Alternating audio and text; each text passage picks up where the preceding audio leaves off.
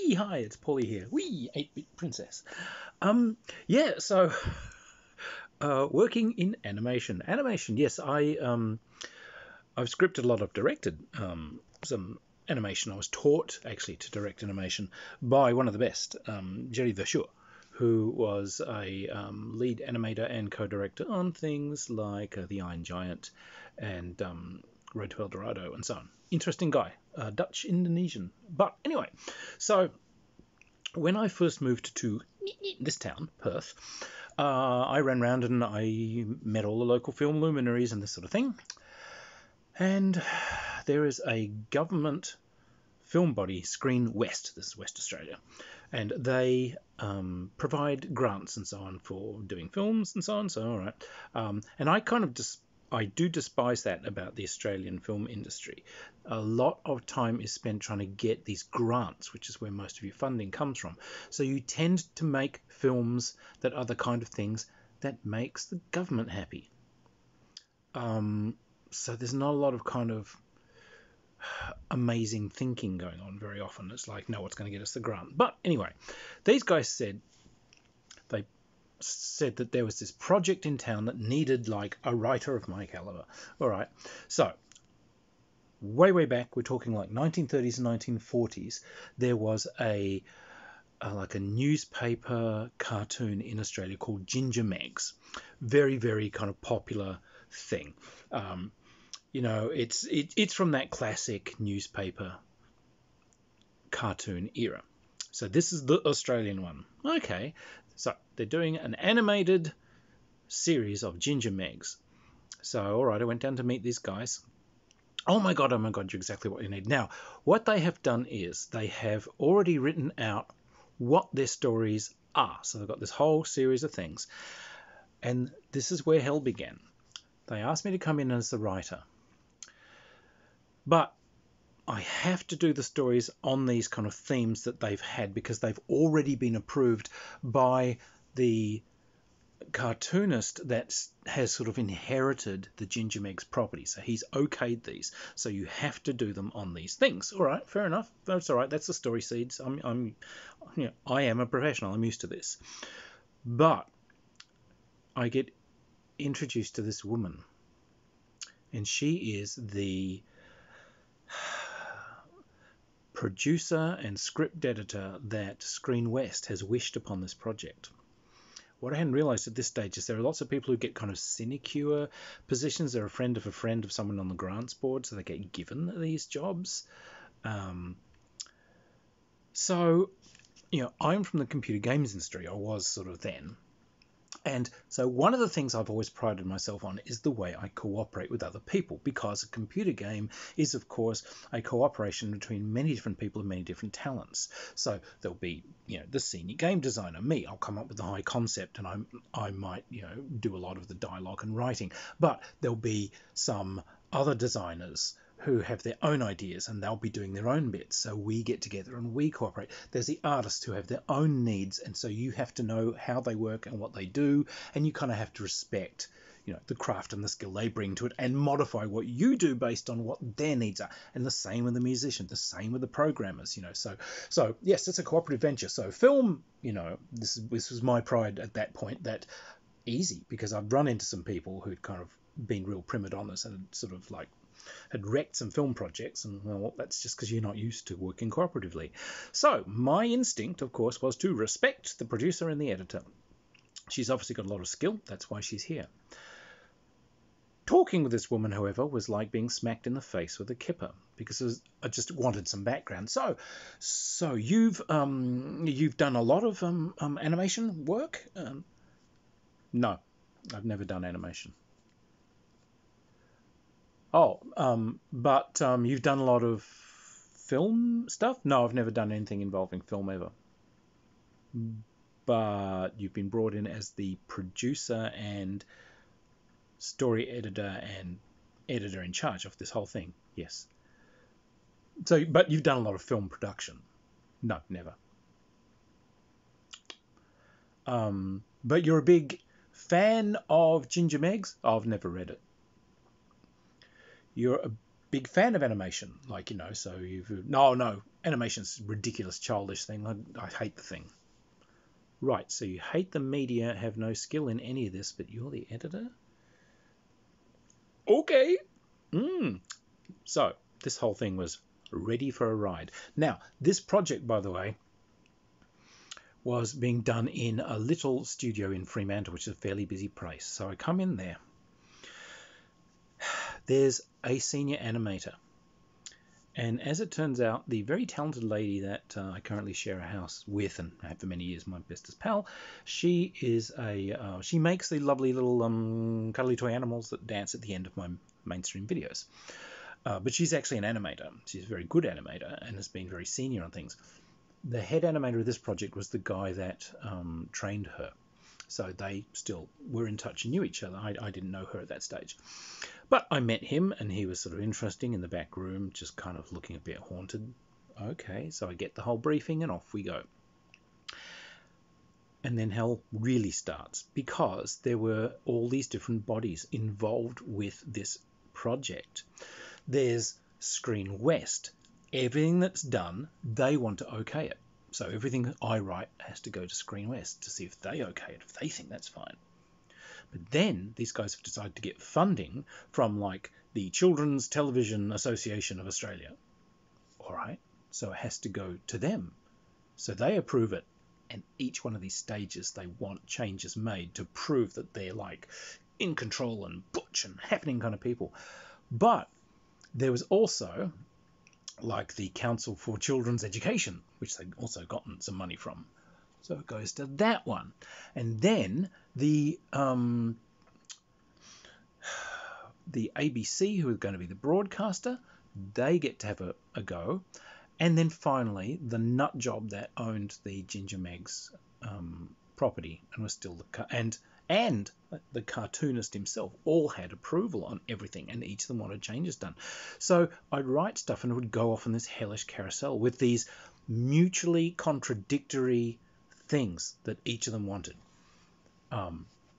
There should be more characters in this. There should be less characters in this. The female should take the lead. Ginger Meg should take the lead because he's the main thing. And you just couldn't get a story through these absolute ravening morons. But as their weird-ass individual agendas began to come out, it just got crazy. And then I would get things like there'd be a phone call in the middle of the night, like 2 a.m, from the editor. And it's like, all right, yeah, what's going on? What's the project crisis? Again, I'm used to this from the computer games industry. What's the crisis? I've had a dream. You've had a dream. Yes. Hey, by the way, did you know that those little white beanie things that come in bean bags, they don't decompose? What, polystyrene beads? No, they don't decompose. No, they're an absolute blight on the universe. Yeah, we should do a story that's all about polystyrene beads. In fact, the current story you're on, it should be all about how terrible these polystyrene beads are. Point of order. The stories are eternally set in the time when these cartoons were first drawn. So they're set in about 1936. It is 1936 Australia they are in. It's Dinkum mates, it's bikes, it's the tyre swing down by the creek, and the hijinks of these sort of ratbag little kids who are always trying to, wag school, not turn up to school, always trying to, get one over on each other, cheat on the tests, another bunch of rival kids that are trying to cheat so they can kind of, beat them in the bike race or the billy cart race or whatever. So 1936, what? You can't have polystyrene beads in 1936. Well, then we should put a thing in where they come back in time and they find them, which means we should put some aliens in there. So in the absolute dead set world of 1936, we now have aliens teleporting in polystyrene beads so that your dream will come true. Yeah. Well, the current story is actually about them having a swimming race. Well, they can have a swimming race, but it's got to involve polystyrene beads. Okay. As I said from my Beam software days, I'm used to absolute ravening morons. So I have to, I'm trying to serve the project. Now, I know that any kind of story like that is not going to get past. It's definitely not going to get past the cartoonist and the people who own the property. And someone in this hellish loop of committees and subcommittees is also going to flag it. So let's just not do the work. Let's write the story that we're doing and the story that's been agreed on that we can't change. And let's do a fake one that's this woman's story. So I end up having to write two scripts for each and every one of these stories, because she was doing this kind of thing for each and every one of them. So I have to do the real story and the fake one that she insists on that we know will get knocked back. And then there'll be a crisis and hand-wringing and, oh, how will we ever meet this deadline? Well, I just happen to have the other one right here. So it's twice as much writing. But the hellish carousel of these committees, I started to completely lose it, because you get things like, all right, so Ginger, Meggs and so on, they're trying to wag school so that they can get to this this event that they're going to do. And these things would come back from these people. You can't have them wag school. That's a terrible example for the children who'll be watching this. Yeah, these stories are and always have been about the hijinks of a bunch of little ratbags. That's what they're about. That is its quintessence. Well, they could wag school, but they can only wag school if it's for school-based reasons. What? Yes, they can only not turn up to school if for some reason the school has told them not to turn up to school. So, well, that's not really wagging school. That's just being on school holidays. Yes. Okay. So anyway, so they've got this test that they can't make. They just don't really know how to do it. So they're trying to find the answers. Oh, we can't have that. What do you mean we can't have that? Well, these kids should really be an example. Yeah, they are. They're an example of what happens if you don't listen to the damn teacher. Oh, well, no, maybe they should be fine. They're so clever, they'll just do the test and they don't have to worry about it. Ginger, Meggs, clever? Okay. Ginger, Meggs and Co. are trying to wag school because they've been invited to receive the Nobel Peace Prize. Oh, that sounds pretty good.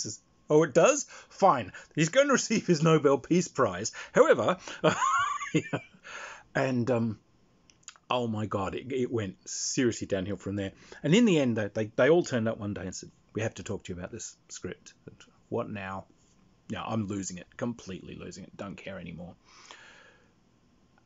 What is it this time? Well, this story is all about these kids having a billy cart race. Yes, that is the story you agreed on. That this was about kids building their own billy carts and having a billy cart race. This is the story. Yes, indeed. Well, we can't have that. Twitch. And why can't we have it this time? Well, a race is a form of contest. Yes. Well, a contest is a form of conflict. And conflict is a form of violence. So what you have here is a story of children locked in violence with each other. All right. What if they don't actually... We have to have the race, okay? Because that's what's been signed off on. All right? So you agreed to that. But what if they don't physically have a race? Ooh. So there's no actual conflict because there's no physical race happens. What if they don't physically have a race, but their intention to have a race is mentally pure and it's a spiritual engagement? Oh, this is sounding like really good stuff. Oh, yeah. Oh, yeah. The writer is incredibly wise. Ooh, ah. So I can halve our budget, quarter our budget on this one. Right? Look. Black screen. A single shaft of light shines down on a chair. Ginger Meggs is sitting on the chair, thinking about a billy cart race. He just sits there thinking about the billy cart race. We run for, what is this, 12 minutes, 50-second cartoon, yeah? And then the word Finn comes up and we fade to black. So, oh, that sounds really avant-garde. We'll go discuss this. And yeah, this is the point where it's like, no, that's it. I've lost it. I'm out. The head animator, meanwhile, has gone off to meet my current housemate for dinner somewhere, and apparently he was just collapsing in laughter because he was telling her that, oh my God, because this terrible project he'd been telling her is, and they brought in this top level writer from the eastern states, and you can just see this writer's like listening to their madness, and the writer's now fucking with them, like completely fucking with them.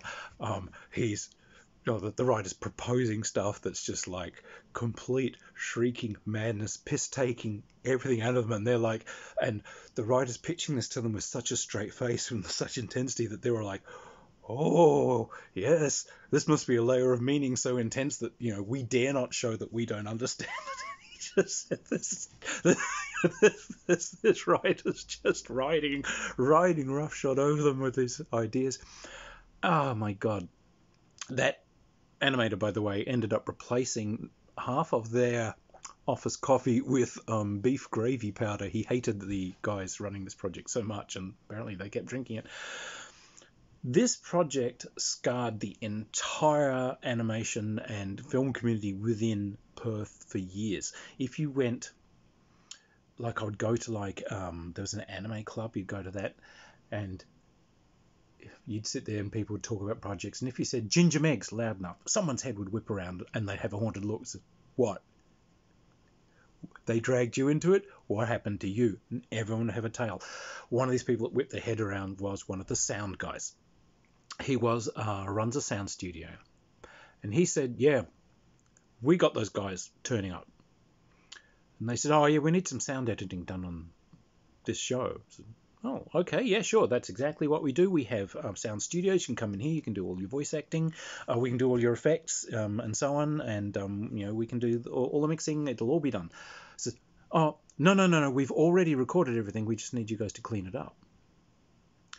And he said they unzipped a bag and just spilled onto our desk old-style cassette tapes. Hundreds of them. What the hell is this? They've been sitting in the front office of this studio they were in, which it was on a busy street in Fremantle, and they've just been doing the voice acting themselves, the guys running the company, with one crappy microphone in the middle of a table. So you've got whoever's sitting closest has got really loud voice, and the one, but there's traffic noise going back and forth from outside. Phones ringing, people opening the office door. Oh, Mike, is there? Oh, sorry, are you recording? Oh, okay, I'll come back later. Just this is all through it. Said, oh, just take all that stuff out.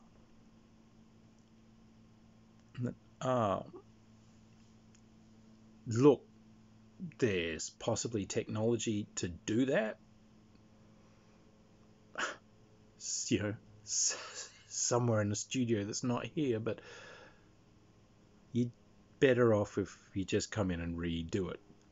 Well, we don't want to. All right. Well, we don't want to pay for the high-end reduction that might have handled some of this, so we'll just run with it as is. So their actual demos had all of this background noise through it. This is what they're trying to get to the end broadcast. Just shocking, just horrible work. So yeah, that was Ginger Meggs. There's been some real madness with animation. Some of my best friends are animators from early furry fandom days. I met a lot of the animators. They were some of the top guys from Disney and so on when furry fandom was starting in the 80s. I think I told you it was all the movers and the shakers. It was directors from Disney. It was directors from Warner's. It was all these kinds of folk. There's a very good friend of mine, Bob, and Bob, he designed Lola Bunny. I don't know if you remember Space Jam. Many of us trying to forget. And again, here's the animation industry. Bob's in the department that designed toys. So the movie's coming out, but he's got McDonald's and so on breathing down their neck saying, we need to see a design for these characters. And they haven't settled on all the new characters they're doing. But so it takes a lot of lead time to do toys. The hold up is, for some reason, they've decided that Bugs Bunny needs a girlfriend. Lola Bunny. I got news for you. Bugs plays his own lead lady, as I so beautifully pointed out in Looney Tunes Back in Action. A good film, by the way. Really good. Bugs does a really good Marilyn Monroe. But, and the new Bugs Bunny is pretty good. But Bob, he was sick and tired of the fact that they were never getting on with it. So he is a Spanish cartoonist. He has a very curvaceous, kind of loose, beautiful style. So he designed Lola Bunny. Look it up if you haven't seen it, but that's his. Very typical Bob design when you look at it. So McDonald's are delighted, Yahoo, and the actual director came through their department, saw this. Is that Lola? And said, well, this is my Lola. I've said that this is in general what we'll have. They can tweak it later as they get the real one from you guys. So no, this is what we're looking for. We'll take this.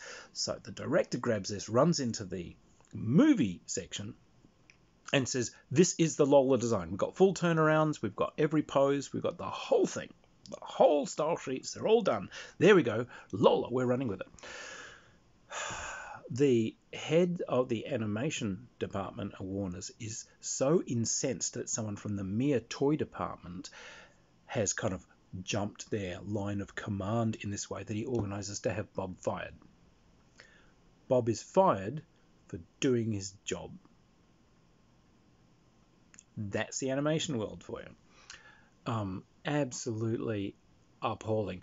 The gentleman that trained me in animation direction, he did wonderful work. Jerry was hysterical. Actually, Jerry was a strange, kind of haunted, kind of Dutch guy, and every woman would just swoon because it looked like he needed serious feeding and care when he would turn up. But he teaches the master classes at CalArts and so on. So he came to work with me on this little animation project here, and we told an awful lot of sort of the local animation students and so on, why don't you come and join in on the project, and you might learn a lot under Jerry, because I'm directing it, but Jerry's basically co-directing it with me, which was essentially him teaching me how to be an animation director. So amazing for me. I'm learning from this real master, and a lot of animation direction is bureaucracy. It's very, very, very good record keeping and so on. It's way more intense than live action. Live action direction is a breeze. Animation direction is a nightmare because it's so intense with the record keeping, and every frame is recorded, and you have to be able to refer to it, etc. So he's teaching me this, and that's great. But these girls, of course, want to show Jerry their portfolios. And there was this one rather arrogant young lady.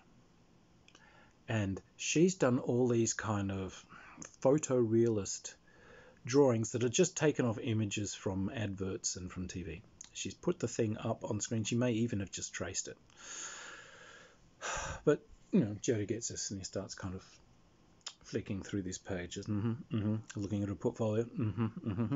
Says, well, darling, you're an excellent technician, but I'm not saying from this that you're an artist.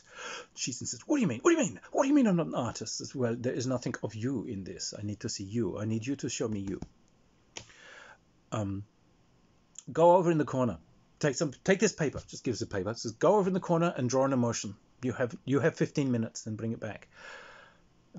She's over in a corner, like fuming. And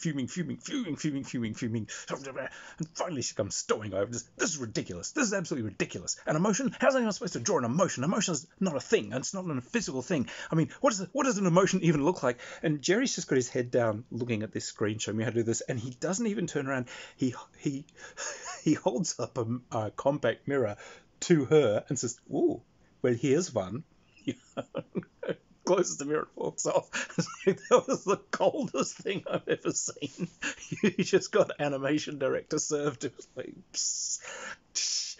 So, God, that was so funny. He was a delight, a harsh school to learn from. But Jerry, was over here because he'd gotten fired because he'd been off working on the Iron Giant and so on. And they decided the Iron Giant wasn't as big a success as possible. Well, I don't know if you remember the Iron Giant, but it was almost like a secret release. They didn't advertise it. There was no trailers shown. There was no trailers run in movie theaters. The only thing you got was like one poster which just showed this kind of looming shadow of, the Iron Giant in the forest. Maybe a small percentage of movie theaters got this, but that was it. That was all the push out it had. So, of course, it didn't do as well as it could have. So, Katzenberg and so on come out shaking their fists and ranting and saying that they call all the animation stuff together. And they say there's a reason why this film failed. And it failed because we didn't tell you what planet the Iron Giant came from. The one thing no one cares about. It was a brilliant film, a remarkably beautiful film, thoroughly entertaining, wouldn't change a thing. So they've decided that it failed because we didn't tell them what planet it came from. And this isn't the fault of the director or Katzenberg or these guys who run the company who dictated the entire project and micromanaged every single smacking phase of it. No, it must be the fault of the animators. So they just fired the animation department. All gone. So they're all just wandering around unemployed. By the way, it looks really bad on your CV if it says that you've been fired by, like, major animation company when you're an animator. Hey, I'll go work for these other guys. Well, these guys fired you. You must be a bastard. It says, no, the company is. Oh, yeah. One of the early trips when I went over to the States, everyone said, you've got to meet this guy, Sean. This guy, Sean. Okay, got to meet Sean. Who is Sean? Sean is a director from the TV branch of Disney. Oh, okay, that's nice. So I wander into this guy's place and I walk through the door and the first thing I see is a life-size cutout of, now you'd either call her Bonnie Bunny or Boko Bunny, depending on whether you're using the Japanese or whatever, but there was an early Tezuka black and white Japanese animation called The Amazing Three, or I believe in America it ran as The Wonder Three.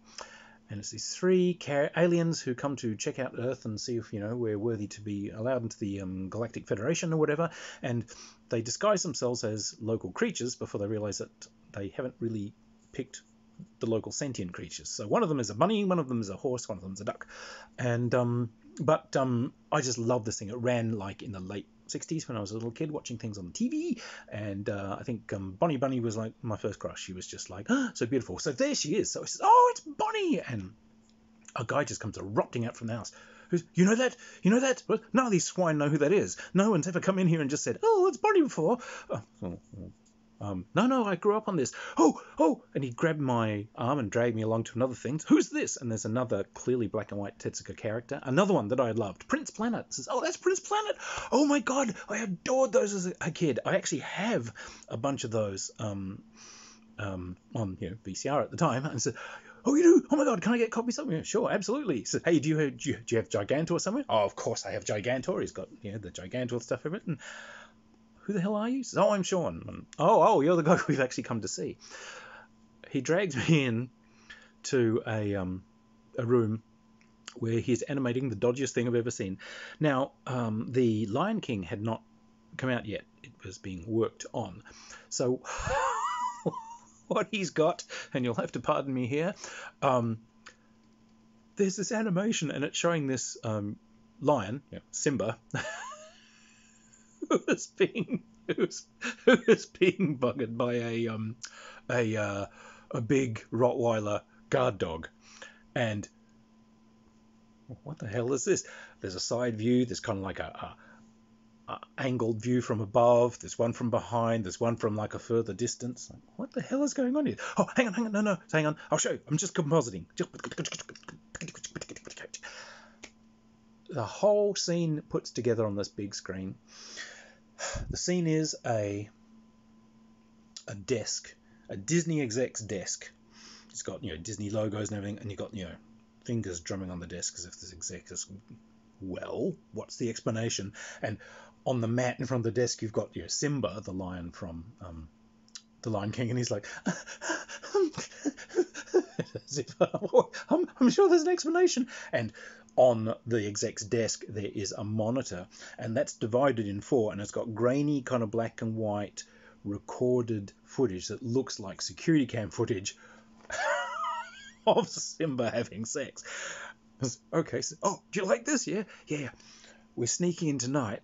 We're uploading it onto every single monitor in the Disney movie studios, so that this will be the first thing they find when they all come into work on Monday morning. It'll be everywhere. And there'll be this total witch hunt, people running through, like, which of them has done this? Who of them is, like, doing this terrible thing? And what they don't realise is that there's actually, like, a security tunnel which comes underneath, and we've got the keys to the security tunnel, so we're all sneaking in there, and, we're disabling the security camera footage so that we can get in. And this guy's actually made a loop so that the camera that looks down the hall, it just constantly looks empty. It's like, what, so you've done the whole spy thing, yeah? What? Sorry, why are you doing this? Because the guys at Disney Movie say that they make more money for the company than Disney TV, and we say Disney TV, Disney was founded on shorts, and we're still short, so we are the pure essence of Disney. Right, so you're just being total assholes to each other and doing it for shits and giggles. Well, yeah, obviously. Okay, fine. He turned out to be quite a funny guy. He was the one who was very, very brilliant at making costumes. He would sometimes help out the guys making costumes for the Disney theme parks. So when the furries, when furry fandom began, this guy began making these magnificent costumes. And he's the one that dressed up as Pepe Le Pew and managed to get in to visit his friend at Warner's. Now, his friend at Warner's was an interesting chap, and they all turned up on my doorstep in Australia. So, hey, I'll get a call. Hey, we're at the airport. Can we come and stay with you for a few days? Sure, why not? Sorry, who's we? Turns out it was this director from Warner's, and who was kind of Sean's friend, and they brought another couple of guys with them. And they'd actually brought Sean along with them because, he had some holiday time, so he's come. Says, what are you doing here? Says, yes, they've convinced. The Warner Studio wants to do a series of cartoons about the Tasmanian devil. So these guys have said, well, we should actually examine Tasmanian devils in the wild and get a better look at it. And research. Yeah, that's good. You guys go. Here, take the company credit card. So these guys have gone off to a junket and just taken the mate from Disney with them. They've just turned up at my place. You realise that, not being Tasmania, there are in fact no Tasmanian devils here at all. At all. These are serious Tasmanian sort of highland forest creatures, whereas we in the fact are living in the middle of a desert 3,000 kilometres away. So, oh no, we know. We'll go find them in a zoo somewhere. Actually, they got them in San Diego Zoo, but we didn't want to tell the company that. Okay, so you're just kind of hoping you don't get found out. So, well, we found out that basically everyone gets fired sooner or later as one of these higher-ups, has a rant and blames everyone, so we figured we might as well just get whatever junkets we could. Fair enough. Actually, these guys, they decided what they wanted to do was go up. One of them had a dream, wanted to go into the Australian highland forests on the east coast, which is, they are beautiful. They're very, very, very tall, very straight, clean tree trunks, and then they kind of blossom out into a canopy. So it's a bit like being in a cathedral, all these long rows of these trees, and there's the underbrush is actually tree ferns, so it's actually quite haunting, really nice. So that's where they want to go. So I gave them some places where they could go. I was living sort of around that end of the country at that stage. So off they went, and they came back, and one of the guys is like covered in scratches, and Sean is just dying with laughter, and the other guys said, it wasn't funny. What wasn't funny? It was funny. So what? So they're lying there. Oh, it's a warm Australian night, so they're just lying on top of their sleeping bags. Sleeping under the stars in the forest. Yeah, those forests are where sugar gliders come from, which are the giant flying possums. They're huge things. Big, furry, lovable, but big. And so one of these has jumped down from the canopy, and He was heading for Dave from Warner's, just lying there. And Dave kind of sensed something was weird, and he kind of opened his eyes and sat up just as this thing's descending towards his face.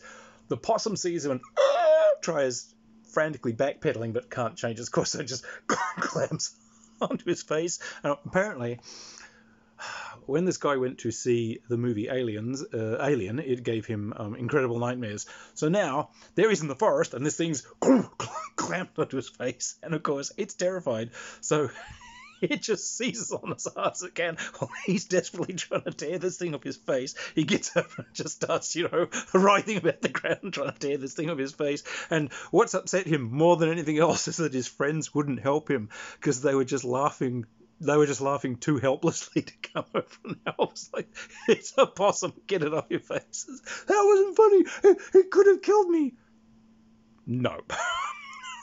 In fact, if you just sat quietly, it would have run off by itself. But, oh God, animation days. Anyway, random memories of weird shit from animation.